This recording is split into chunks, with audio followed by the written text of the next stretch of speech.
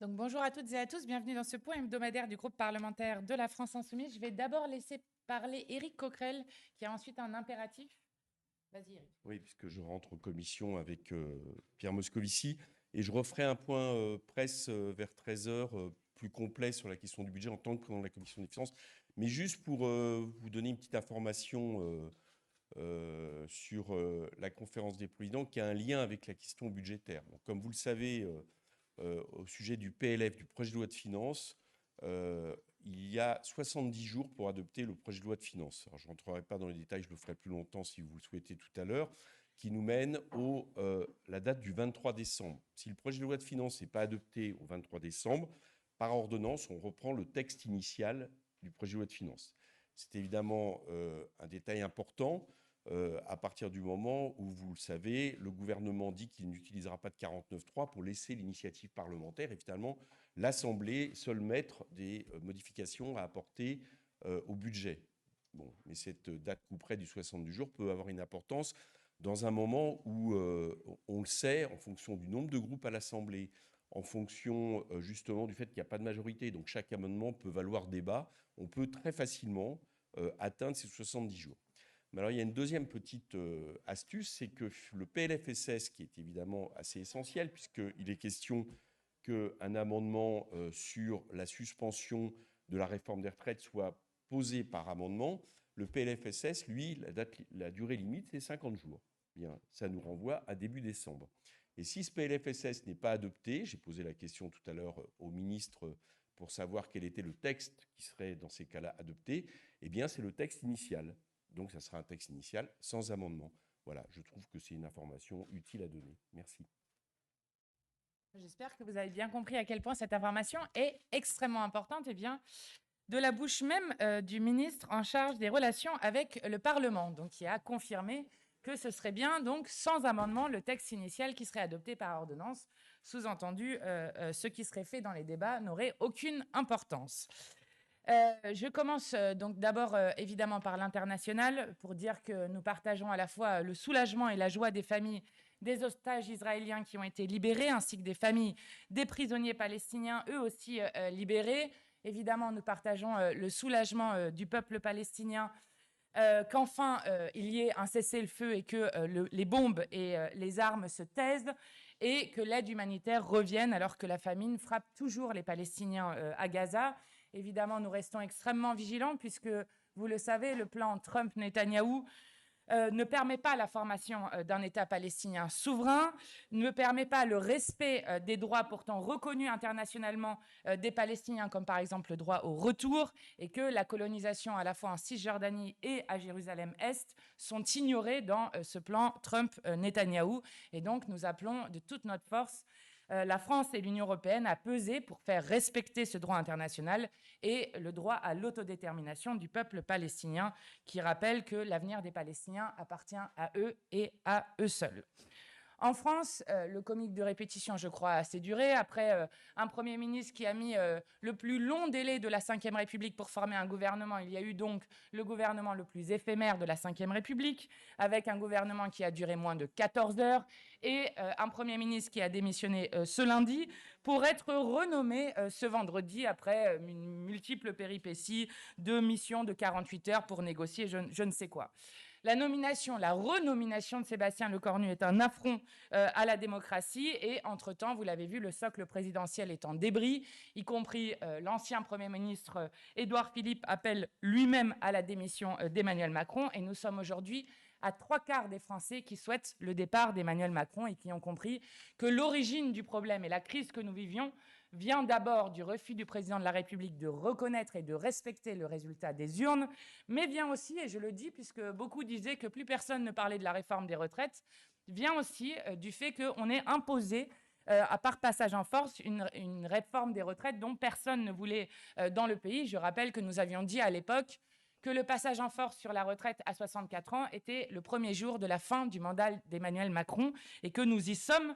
Et nous répétons, nous, qu'une réforme qui a été imposée contre l'immense majorité du peuple français, contre l'ensemble des syndicats, contre l'Assemblée nationale par 49.3, ne s'amende pas, ne se suspend pas, elle s'abroge. Et il suffit pour cela de laisser l'Assemblée nationale voter.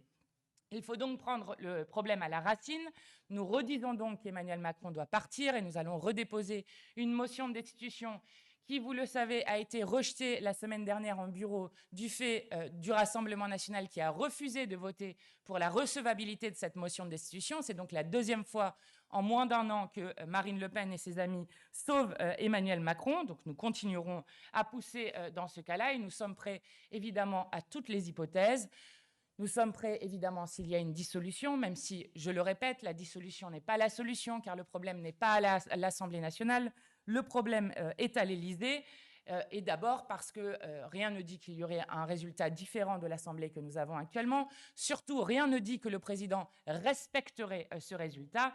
Et enfin, je vous laisse imaginer l'absurdité de la situation. Si, par exemple, cette dissolution était une dissolution pour rien et qu'il y avait ensuite une présidentielle anticipée avec le départ du président de la République qui ne permettrait pas, selon la Constitution, de pouvoir dissoudre pendant un an, donc qui laisserait le pays dans une impasse qui durerait encore une année.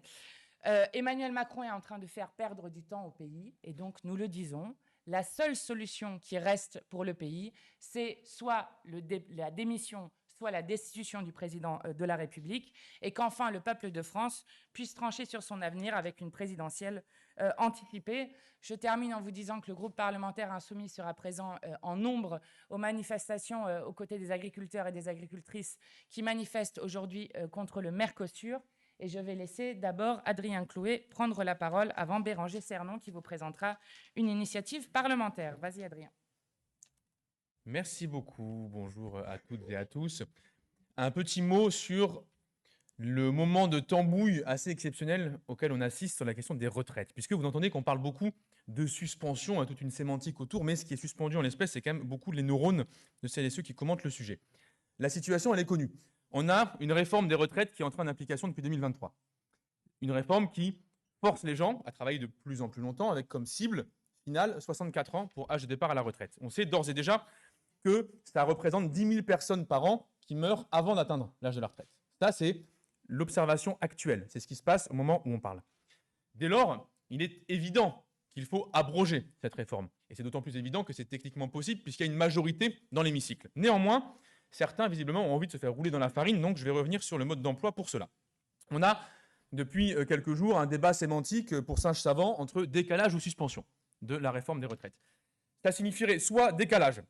Décalage, c'est réduire de 3 mois l'âge minimum de départ à la retraite pour la génération née en 64, mais la réforme continuerait à progresser jusqu'à 64 ans. Donc, elle continue moins vite. C'est-à-dire, il y aura toujours autant de gens qui mourront, mais un peu plus lentement. On vous étrangle, mais le nœud coulant est plus lâche. Deuxième option, la suspension de la réforme. Ça, c'est l'annonce, ou en tout cas le ballon d'essai d'Emmanuel Macron lui-même dans le rendez-vous élyséen il y a quelques jours. Il envisageait de geler à 63 ans l'âge de départ à la retraite. Or, quelle génération dépassera 63 ans dans la réforme Borne? C'est la génération née en 65, qui partira donc à la retraite en 2028. Donc M. Macron fait des promesses pour le moment où il ne sera plus là. Alors on espère évidemment qu'il ne sera plus là avant, mais dans le pire des cas, en 2028, on est sûr qu'il n'est plus là. Dans tous les cas, ces deux options ont un point commun, c'est qu'elles valident le fait d'avoir volé des mois et des mois de vie aux Françaises et aux Français. Et donc, elles donnent le point à la Macronie dans les deux cas. Et cela dans une séquence, je le répète, où l'Assemblée est majoritairement disponible pour abroger la réforme des retraites. Donc, quel que soit le bout par lequel vous le prenez, qu'on parle d'un décalage jusqu'à 64 ans moins vite, qu'on parle d'une suspension, c'est-à-dire les gens partiront toujours exactement comme avant dans quelques années. Dans tous les cas, la réforme s'appliquera et dans tous les cas, vous ferez des dizaines de milliers de personnes qui ne verront pas leur retraite arriver. Donc, il faut redire que le cornu doit tomber dès lors qu'il s'associe à une réforme comme celle de 2023, qu'évidemment Emmanuel Macron doit partir dans la foulée, car c'est lui le maître estambouille sur le sujet. Ce sont elles et ce sont eux qui sont prêts à plonger le pays dans le chaos pour maintenir la réforme des retraites de 2023, qui demeure le marqueur aujourd'hui entre une classe bourgeoise et les milieux populaires. Merci, Bérangère Cernon.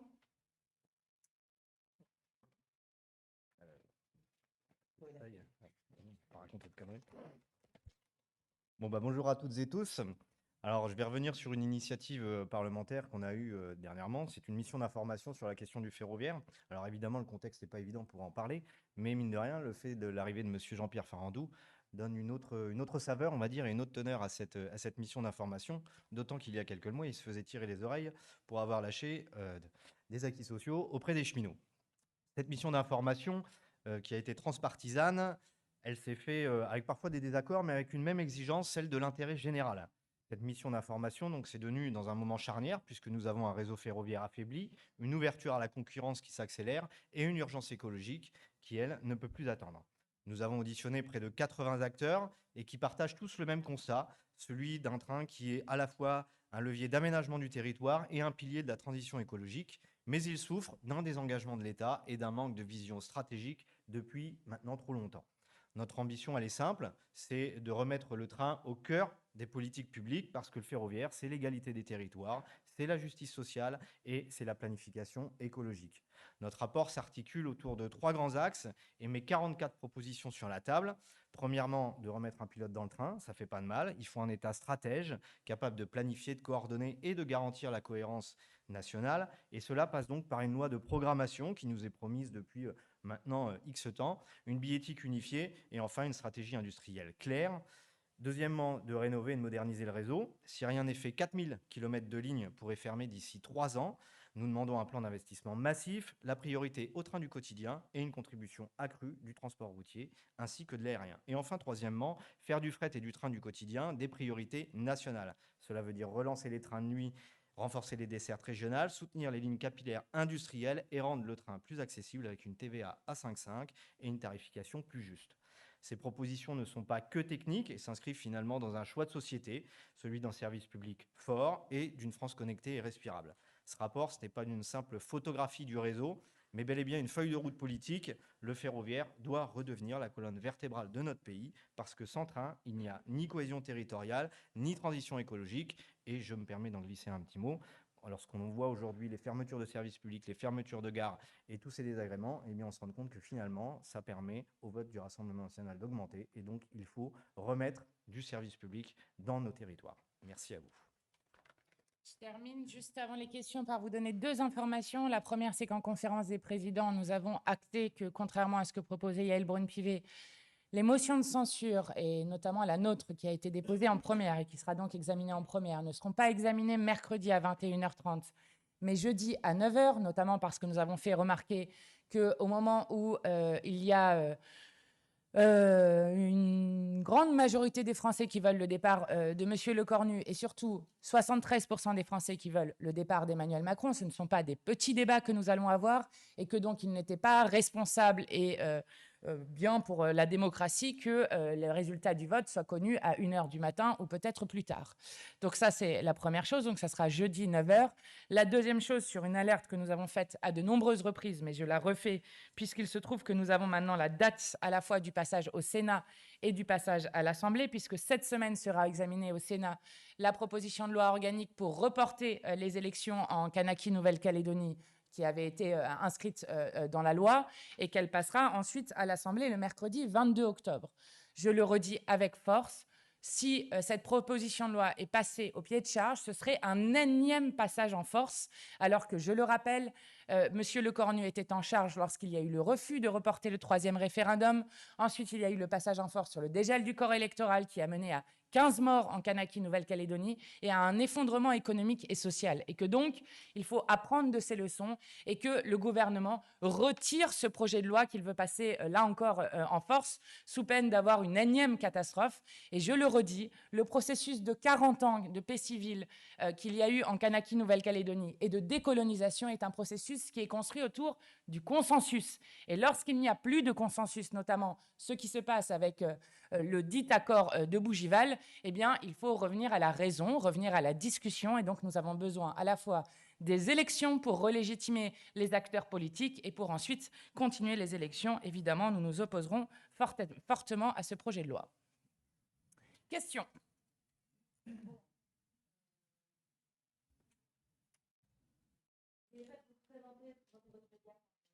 Bonjour, Mathilde Lévent pour TF1 ici. Une question sur le discours politique général cet après-midi.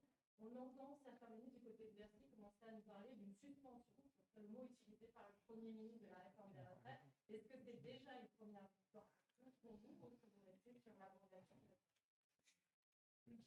Vas-y, Adam.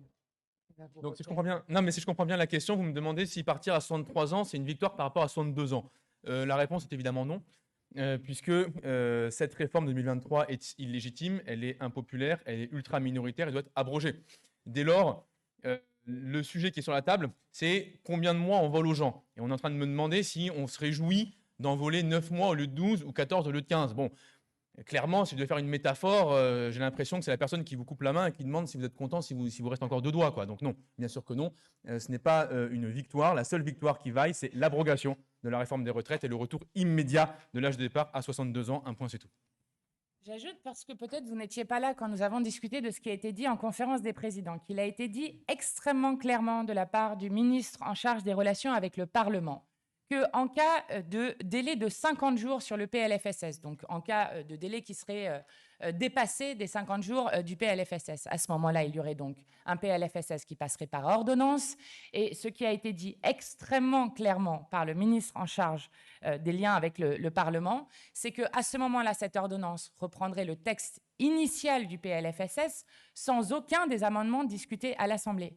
Ce qui veut dire que le possible amendement de suspension de la réforme des retraites ne serait pas dans le PLFSS qui serait ensuite adopté par ordonnance. Je veux que vous compreniez l'enfumage qu'on est en train de nous faire. Sauf s'il est dans le texte initial, effectivement, mais s'il n'est pas dedans, il n'y serait pas. Enfin, je veux quand même mettre cette information, puisque comme le ministre a répondu très clairement sur cette question, je pense que c'est une information importante à avoir. Dans le PLFSS qui a fuité ce matin, ça n'y est pas, me dit Adrien Clouet. On va vous donner le micro. Je rebondis sur ce que vous venez de dire. S'il était dans le texte du PLFSS, quelle serait votre position en ce moment? Alors, pour l'instant, il n'y est pas, et je peux faire répéter pour la énième fois Adrien Clouet ce qu'il vient de vous dire, mais je répète ce que je disais tout à l'heure, une réforme des retraites imposée contre l'immense majorité du peuple de France, contre l'ensemble des syndicats, contre toute l'Assemblée nationale, puisqu'elle a dû être passée par force par 49.3, par un homme seul contre tout un peuple. Une telle réforme ne s'amende pas, elle ne se suspend pas, elle s'abroge. Et je rappelle à tout le monde ici que l'année dernière, dans notre niche parlementaire, nous avions déposé un texte d'abrogation de la retraite à 64 ans. Et que ce sont les macronistes et la droite qui, par leur obstruction, nous ont empêchés d'aller au vote toute la journée, et donc qui nous ont empêchés d'aller au vote qui aurait permis d'abroger la retraite à 64 ans, parce que la réalité est là, il y a une immense majorité dans cette Assemblée pour abroger cette réforme qui est injuste et cruelle. Eh bien, merci à vous.